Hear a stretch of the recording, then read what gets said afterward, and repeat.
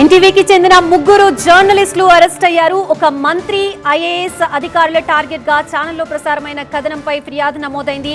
NTV ఆఫీసులో SIT అధికారుల సోదాలు కొనసాగుతున్నాయి. ఎన్టీవీ కథనంపై ఐఏఎస్ అధికారుల సంఘం ఫిర్యాదు చేసిన నేపథ్యంలో దానికి సంబంధించిన ఎఫ్ఐఆర్ కాపీని మనం స్క్రీన్ మీద చూడొచ్చు.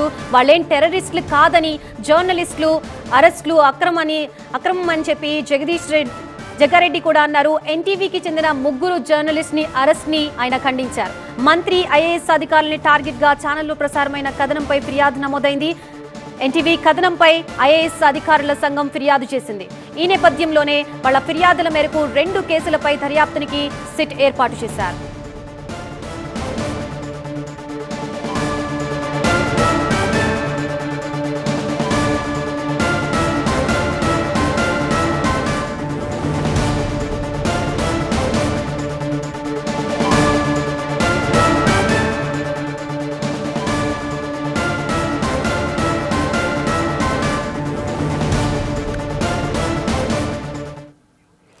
ఇదే అంశానికి సంబంధించి మనకి పూర్తి అప్డేట్స్ ఇవ్వడానికి మా ప్రతినిధి విజయ్ సిద్ధంగా ఉన్నారు.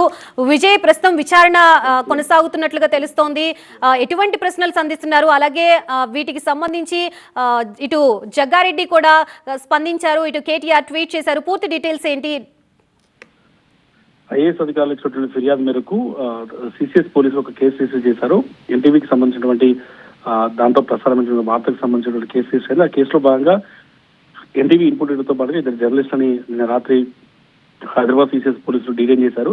ప్రస్తుతం బషీర్బాగ్ కార్యాలయంలో వాళ్ళు కూడా విచారిస్తున్నారు. దాంతో పాటుగా ఎన్టీవీ కార్యాలయంలో ప్రస్తుతం పోలీసులు సోదాలు జరుపుతున్నారు. ఎందుకంటే ఈ మొత్తం వ్యవహారానికి సంబంధించినటువంటి కేసు ఏతుందో వాళ్ళ ఆఫీసులో జరిగినటువంటి ఎడిటింగ్ తో పాటుగా స్టోరీ ఏవైతే రాశారో ఐఏఎస్ అధికారులని కించపరిచే విధంగా, ఐఏఎస్ అధికారుల మనోభావాన్ని పూర్తి స్థాయిలో కించపరిచే విధంగా ఏవైతే ఆర్టికల్ రాశారో వాళ్ళని ఇప్పటికీ అదుపులోకి తీసుకొని విచారణ చేసినప్పటికీ కూడా ఆఫీస్ కు సంబంధించిన దాంట్లో కూడా ప్రస్తుతం సోదాలు అయితే కొనసాగుతున్నాయి. ఈ రోజు సాయంత్రం వరకు కూడా ఈ విచారణ కొనసాగే అవకాశం కనిపిస్తుంది. ఆ తర్వాత ముగ్గురిని కూడా రిమాండ్ కి తరలించే అవకాశం అయితే పోలీసులు చెప్తున్నారు. అయితే ప్రస్తుతానికి ఈ ఘటనకు సంబంధించి జర్నలిస్ట్ సంఘాలు కొంత ఆందోళన వ్యక్తం చేస్తున్నాయి. ప్రస్తుతం హైదరాబాద్ సిసిఎస్ కార్యాలయం ముందు జర్నలిస్ట్ సంఘాలు ధర్నా చేసిన పరిస్థితి కనిపిస్తుంది.